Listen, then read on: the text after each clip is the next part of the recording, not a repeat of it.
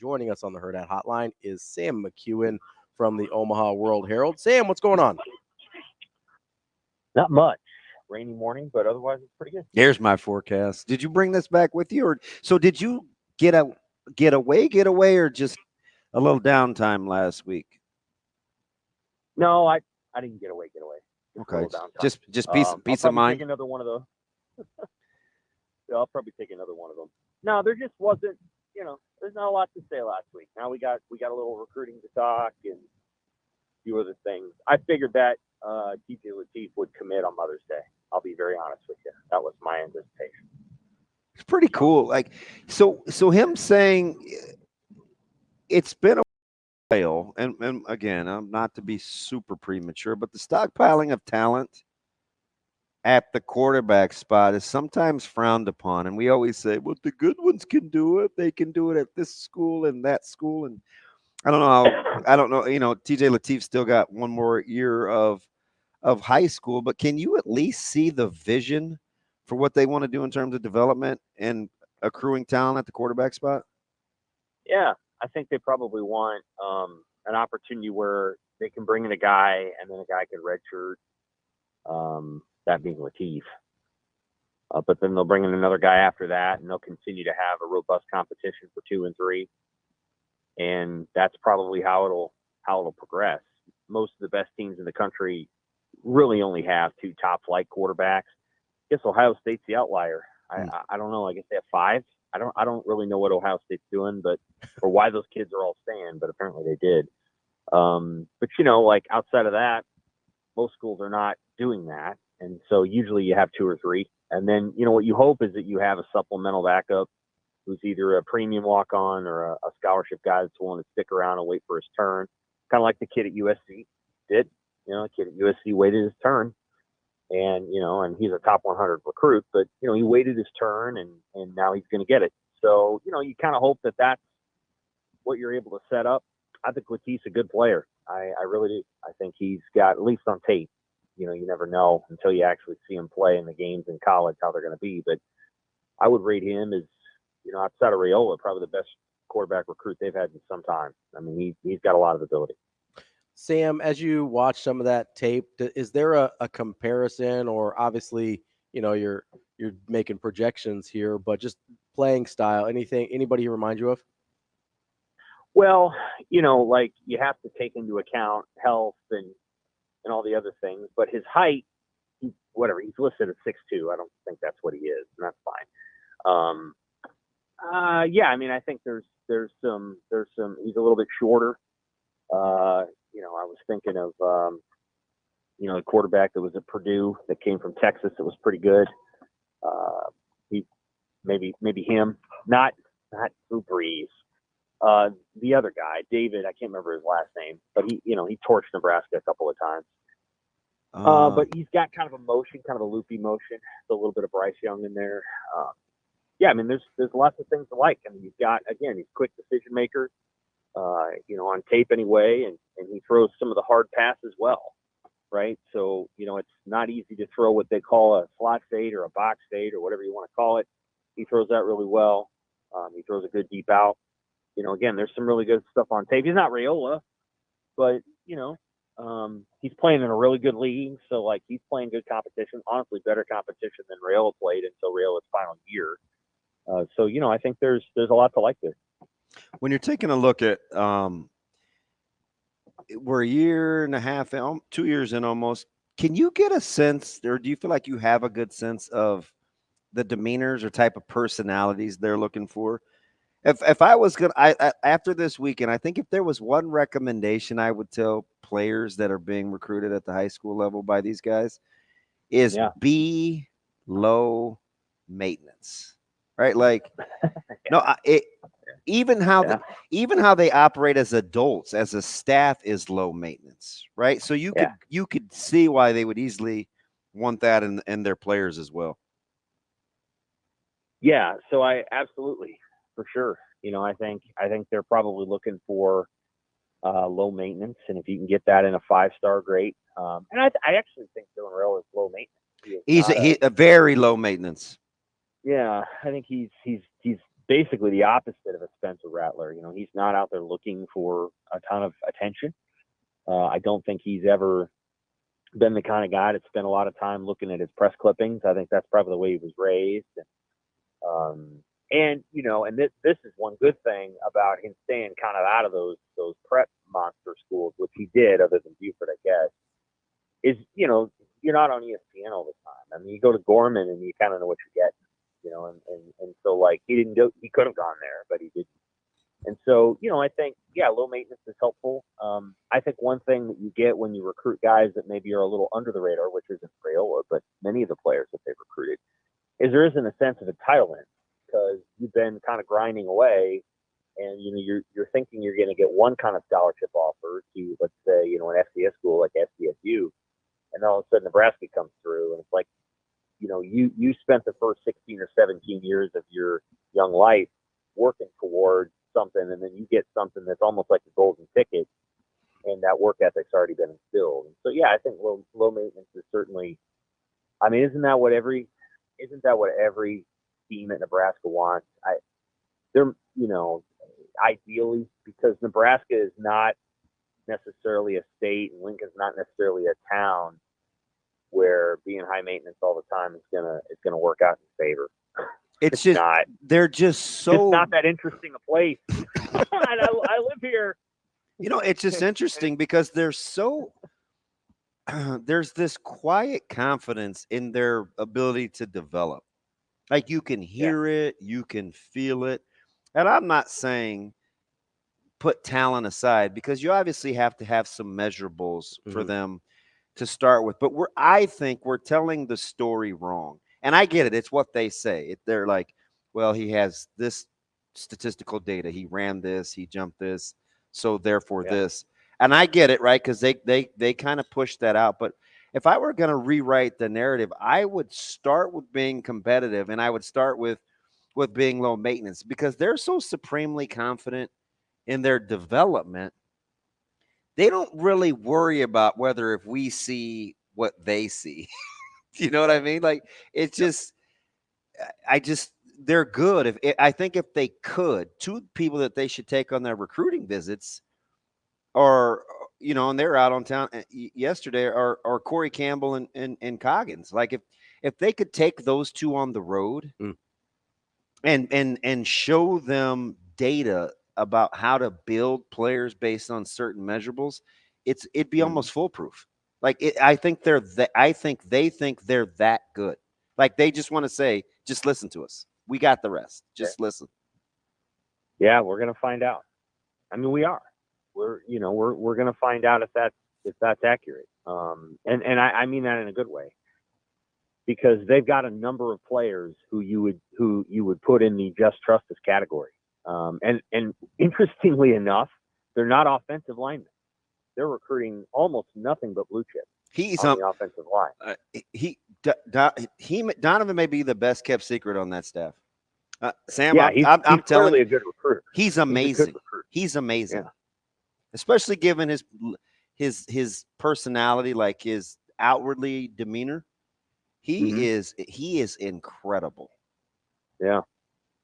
And so they're at that position. They're really not doing. I mean, of course you want to develop them, but there hasn't been a recruit. Maybe Jake Peters, the center that's coming in from Cedar Falls, but outside of that, all the guys that he's recruited are dudes. I mean, and including all the in-state kids. Those are all really good players. So, you know, like, that position is the case. And honestly, it's not quarterback either. I mean, Danny and Dylan and now the TJ, they're all pretty high-level players. But you can see at some of the other positions, the defensive back and wide receiver, you know, they're taking some developmental pieces. I think you're going to see that a little bit on the defensive line, which is almost by necessity anymore, because it's really hard to get the best defensive linemen. It's almost impossible. I mean, they're in such a demand and such a premium that you really do need to find bodies that you can then develop, and I think they're doing that. And then at some of the other positions too. So definitely they're going to be a developmental program. You know, Sean Padden said last week, the way he put it, I kind of like the way he put it. He's like, what we want is continuity, because we want a cohort of players to go through it together. and that there's just a different group every single year that kind of goes through it together. Mm. And, I would say even if you had a cohort every 2 years, because sometimes that stuff sorts in a little bit differently. If you had a group of just really strong leaders every 2 years, I think you've got enough to bridge the gap and become a consistent program, which is what they want. They don't just want to win 1 year.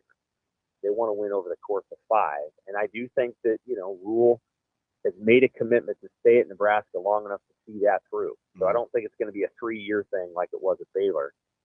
He's seen the other side of the NFL, and I don't know that that's something he really wants to go back to right away.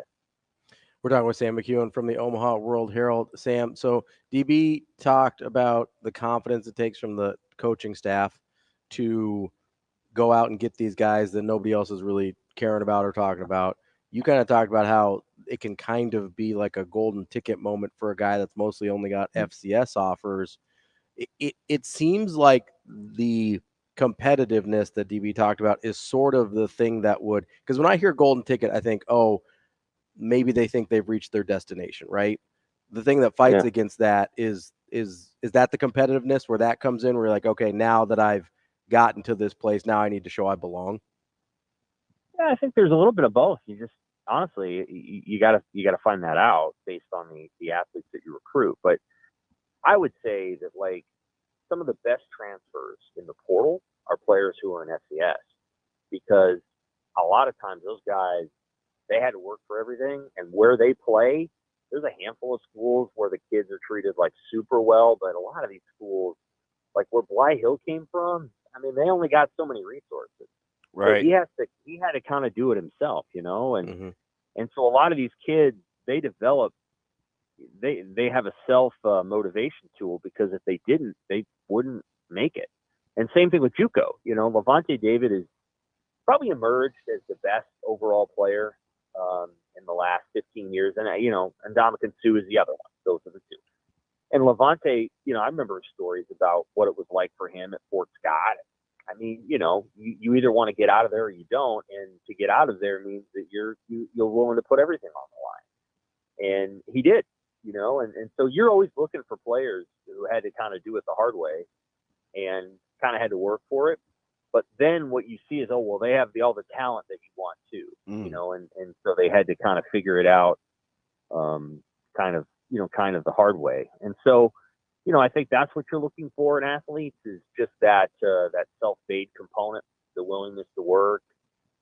Doesn't mean that 5-star players aren't willing to work. Obviously, a lot of them are. That's how they became where they're at. Simultaneously, I think, and this is more true in basketball, you can get a kid that's been in travel ball for like 8 years, and he's just kind of accustomed to being the guy.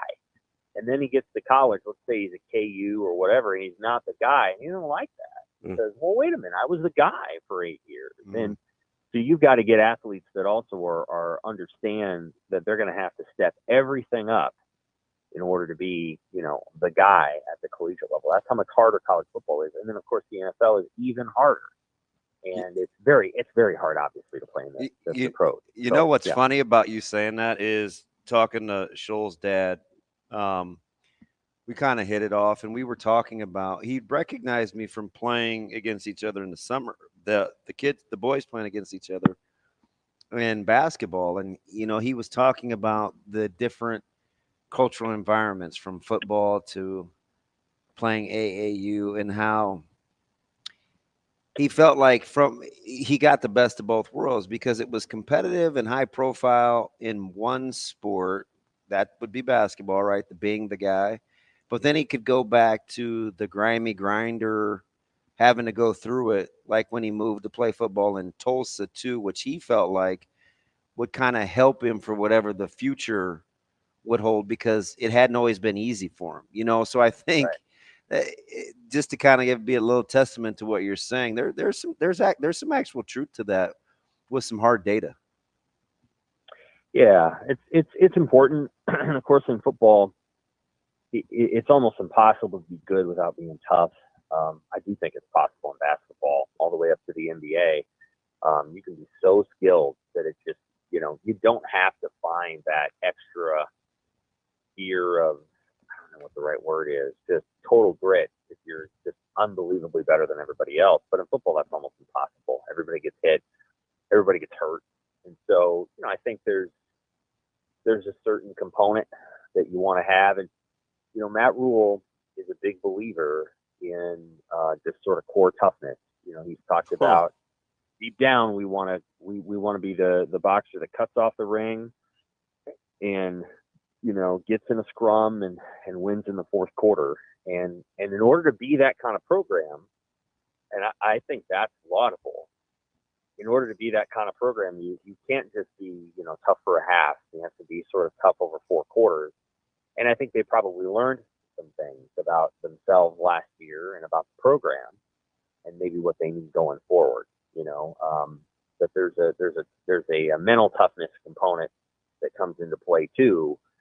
And there were a couple of times I thought late last year, although not against Wisconsin, I thought Nebraska played very hard and very tough against what I thought was actually at the end of the year pretty good Wisconsin team. But there were moments late last season where it felt like, the stuff that used to get them during the Frost era creeps back in. And that those are the things that they've got to try to find a way to eradicate going into year 2. Just listening to you, I think, and when I compare them to previous staffs and the team's temperament, they have no choice. Like you have no choice really, but to pick up on the personality and the culture that they're building. It is definitely one of toughness. It's a head coach that seems to like to thrive, and it's not like he's choosing chaos, but he's not running from it either. His wife is tough. His staff is tough. He doesn't like anything given or easy. So it has to trickle down to the players or you can't function because it's not an act. I mean, he's a not mean-spirited. He's kind of a mean, edgy East Coast guy. Like you're around him long enough and it just comes out. Yeah, for sure. Yeah, I think there's a competitive component to him that, I think it comes in a more loquacious and friendly package than Bo Pelini, but there's edginess there that's similar. I think that's why Bo's guys gravitate towards it. I do. Yeah. Like I think that was the closest they felt like because they like him quite a bit. Sam, is it putting too fine a point on it to say the difference between Bo and Coach Rule is that Coach Rule understands the other half of the job, where like Bo had the part with his players and the competitiveness and the edginess, and it seems like Rule has that as well, but he also understands the other half of the job, which is the public-facing part of the job. Yeah, I mean, I think, sure, yes. I think externally it bears out that way. I think the differences between them are internal. It's probably the way they kind of look at the world. Mm-hmm. And so, I don't mean this is really a knock on Bo. Bo just saw enemies everywhere, and that I don't think Rule does. I think Rule's got a little bit of a chip on his shoulder, especially after Carolina, which he's been kind of proven right about that situation based on what happened after he got fired. Oh yeah. That's a dumpster fire. I think there's a motivation there. I think but no, Bo saw. Bo could wheel around on anybody. He was chasing ghosts a lot of the time. Yeah, like everybody was an enemy. So eventually, and I don't know that that's true with Rule. I think he's a little less like that, a little less apocalyptic. So, but I think they have similarities for sure. For sure they do. In terms of the way that they want to play and the desire to play with edge and the desire to relate to the guys. And this is one of Bo's strengths, even if we didn't always love it as the media. One of his strengths is he could get on the level of a student athlete, and he could kind of joke with them and be on their level as a guy. Yeah, totally. And he knew how to tap into that, and I think Rule does too. Yeah, and I'm not saying that Mike Riley didn't. I loved Mike, but I think he had gotten to the point where the way he was doing it in Oregon had to be done specifically in the place where he was at. And once he moved to a different environment where he hadn't been there for 30 some years, it was very hard. And then Scott, I don't know. I mean, there's lots of different things there, but it did feel like, I'll never forget Matt Masker basically expressing sympathy for his head coach, and you never want that. That's just not where you want your players to be as it relates to their coach. And so I think Rhule's done a pretty good job over the years of being able to relate to his players, and also, he's got their back. He's just not going to provoke victimhood, right? Like he Right. can understand that, but that's just not who he's ever going to right. be. Yeah. Great way to put it. Yeah. There's no woe is me. So I don't. the culture is good, I think. I just don't think he's capable. Right.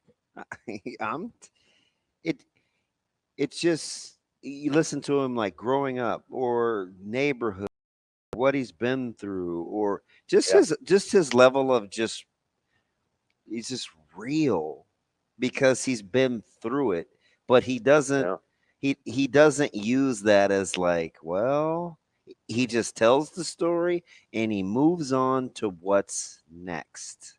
Like it's almost uncanny how he can just say something and move on to the next thing, and it totally leaves you hanging like, wait, he just slid that in and went on to the next thing, when most people would like, let me go back and explain that, or you know what I mean? Like he just he just doesn't do that. No, I understand what you mean. And a lot of coaches, I mean, not everybody in this world is an extrovert. And I do think Rhule is, whether he wants to say is or not, he is. A lot of coaches are introverts. And so they can be great coaches and not be that person anyway. They're just not necessarily a natural raconteur. And he is. But, I think over time, the culture is going to be there, and the conversation is going to be there. He's, in a lot of ways, he's like an old school coach. I think a lot of old school coaches will like this.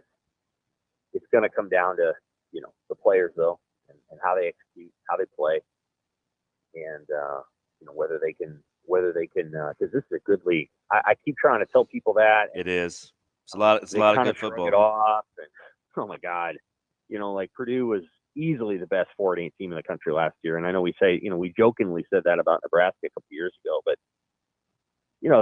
that team's got players, and Illinois' got players, and like these teams are the what do you call it? The parity is really high, and I'm not trying to say the SEC isn't great too. It is, but man, those two leagues are so far ahead of the other leagues, and so this is hard stuff. If we were in the Big 12, I'd say Nebraska's going to be a 10-win team, but we're not.